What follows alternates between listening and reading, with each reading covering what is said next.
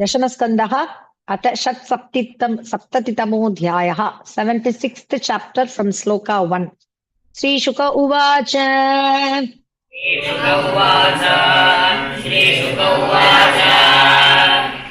अथान्यदपि कृष्टस्य शृणु कर्माद्भुतं नृप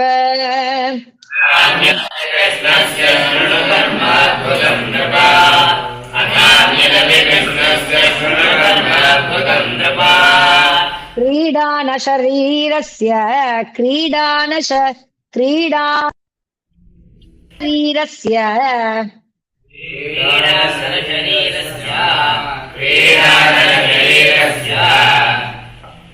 यथासौ भपतिर्हतः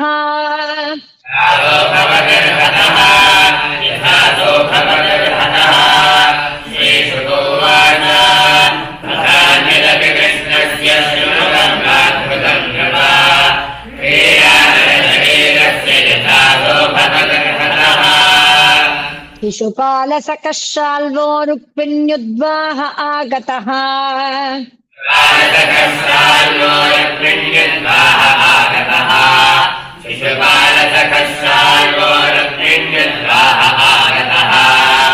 यदुभिर्निर्जितः संख्ये जरासन्धादयस्तथा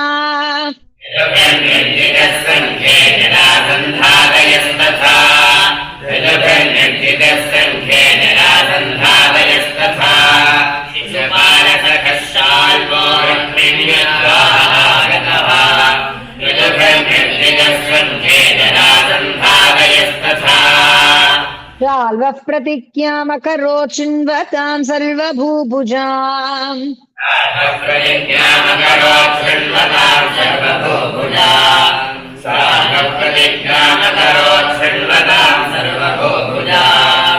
अयादवीक्ष्मां करिष्ये पौरुषं मम पश्यत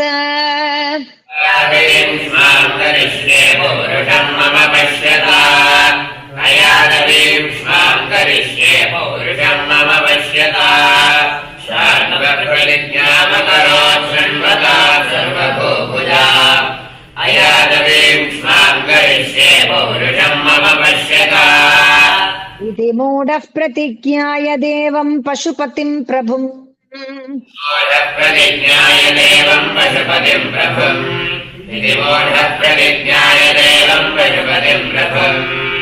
आराधयामास नृप पांसु मुष्टिं सकृद्ग्रसन्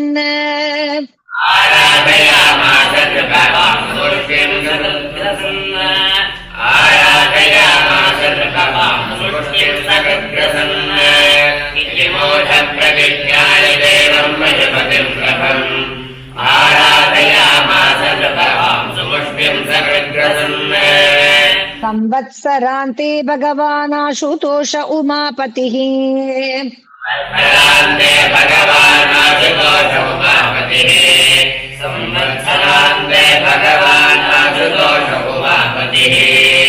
परेण छन्दयामास शाल्वं शरणमागतम्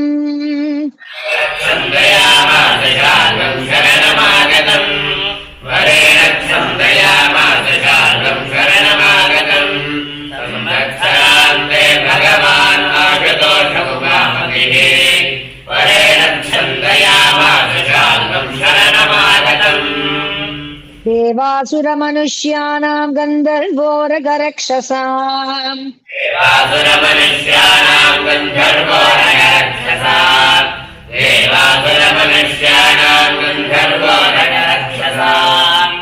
अभेद्यं कामगं वव्रेशयानं वृष्टिभीषणम्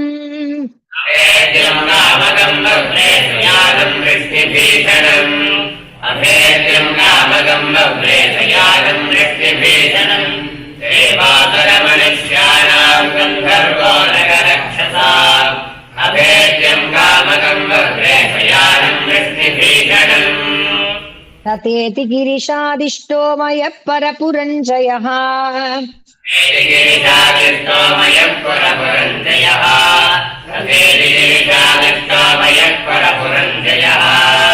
पुरं निर्माय शाल्वाय प्रादात्सौ भयमस्पयम्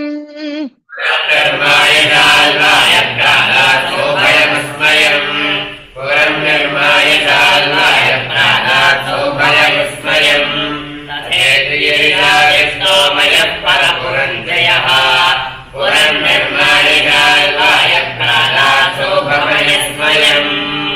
लब्ध्वा कामगम्यानन्तमोधा मधुरासदम्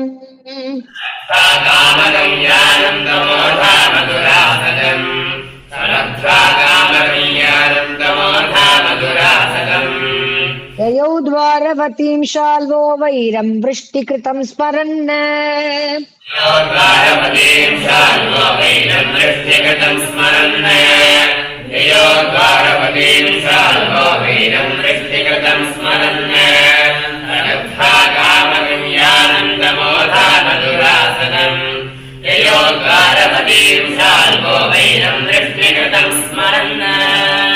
निरुद्य सेनया शाल्वो महत्या भरतर्षभ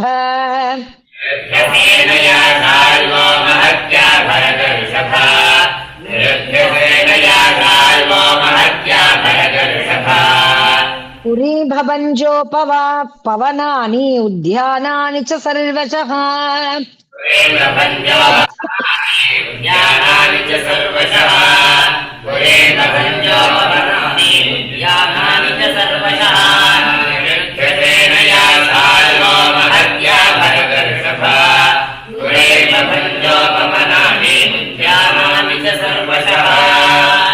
गोपुराणि द्वाराणि प्रासाद अट्टालतोलिकाः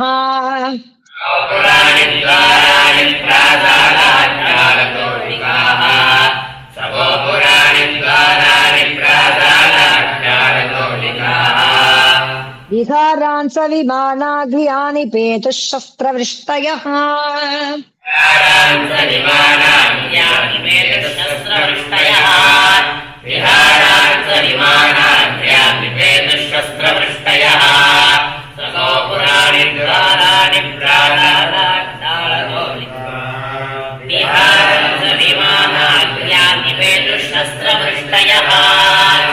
शिलाद्रुमाश्चाशनयः सर्पा आसार शर्कराः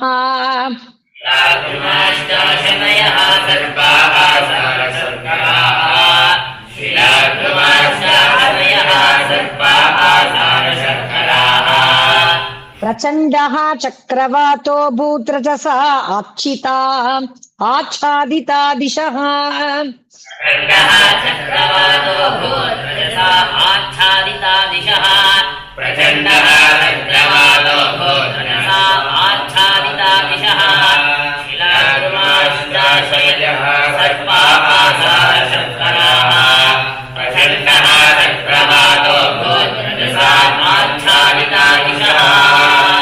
इत्यद्यमाना सौभेन कृष्णस्य नगरी भृशम्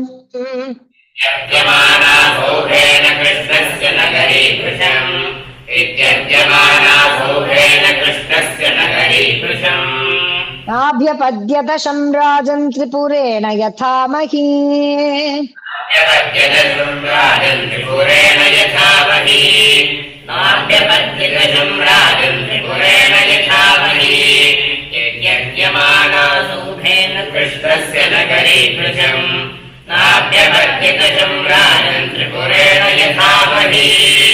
प्रद्युम्नो भगवान् वीक्ष्य बाध्यमाना निजाः प्रजाः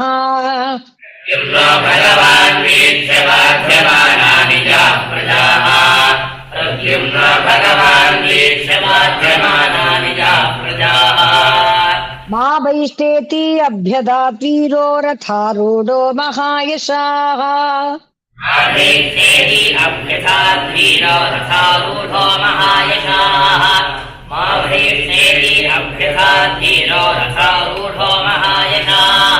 प्रद्युम्नो भगवान् वीक्ष्य बाध्यमाना निजाः प्रजाः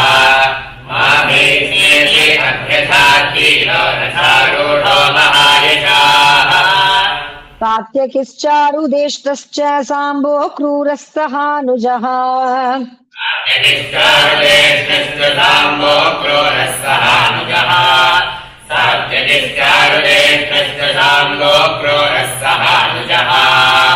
हार्दिक्यो भानुविन्दश्च गदश्च शुकसारणौ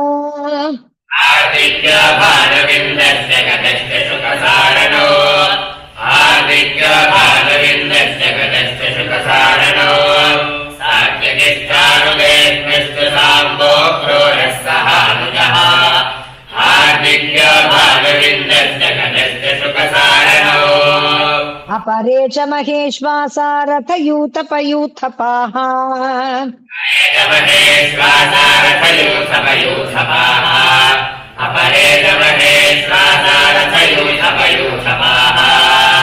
निर्ययुर्दंशिता गुप्तायते रथे बाष्पपदातिभिः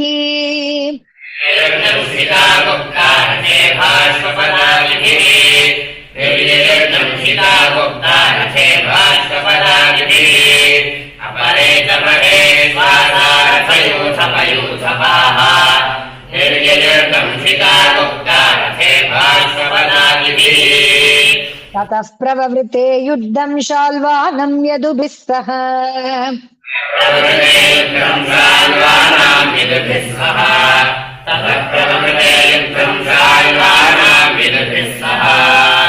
यथा सुराणां विबुधैः तुमुलं लोमहर्षणम्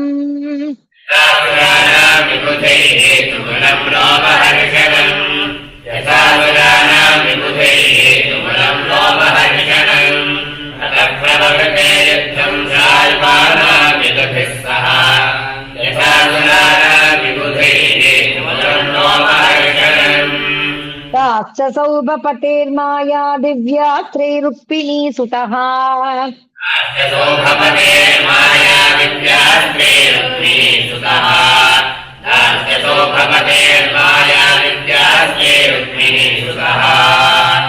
तनेन नाशयामास नैशं तम इवोष्णगुः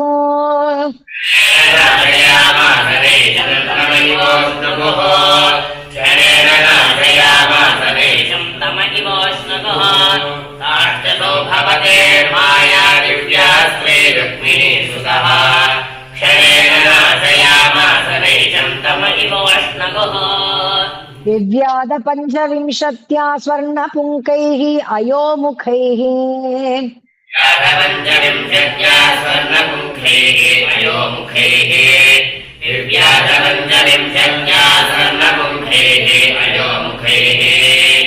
ताल्वस्य द्विजिनीपालं शरैः सन्नतपर्वभिः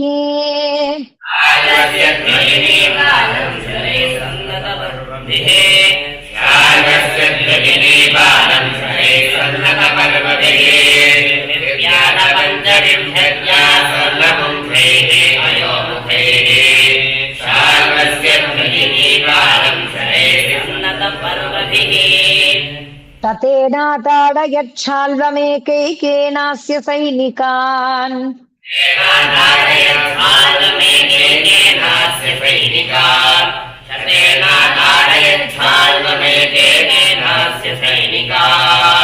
दशभिर्नेत्रीन् वाहनानि त्रिभिस्त्रिभिः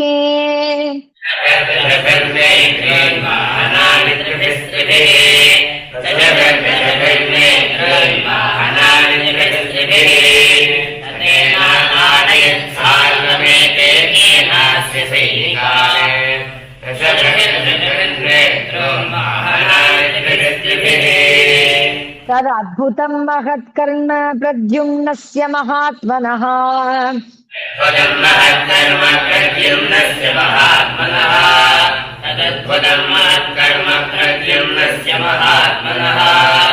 दृष्ट्वा तं पूजयामासुः सर्वे स्वपरसैनिकाः